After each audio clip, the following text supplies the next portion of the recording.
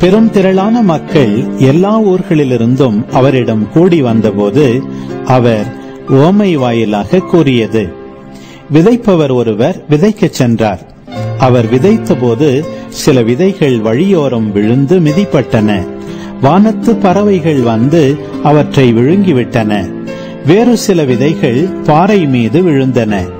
அவை முளைத்த பின் ஈரமில்லாததால் கருகி போயின. மற்றும் சில விதைகள் முட்செடிகளின் நடுவே விழுந்தன.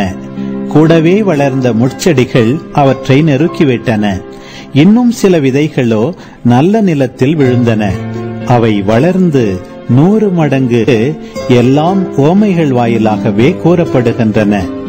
எனவே அவர்கள் கண்டும் காண்பதில்லை, கேட்டும் புரிந்து கொள்வதில்லை.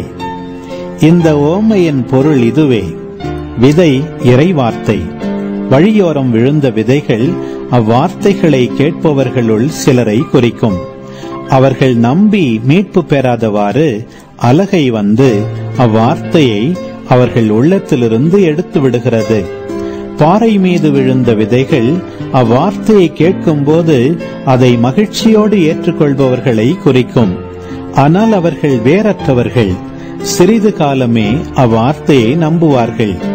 சோதனை காலத்தில் நம்பிக்கையை விட்டுவிடுவார்கள்.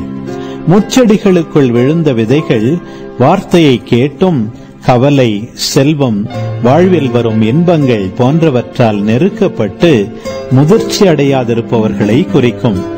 நல்ல நிலத்தில் விழுந்த விதைகளோ சீரிய நல்லுள்ளத்தோடு வார்த்தையை கேட்டு அதை காத்து மன உறுதியுடன் பலன் தருகிறவர்களை குறிக்கும்.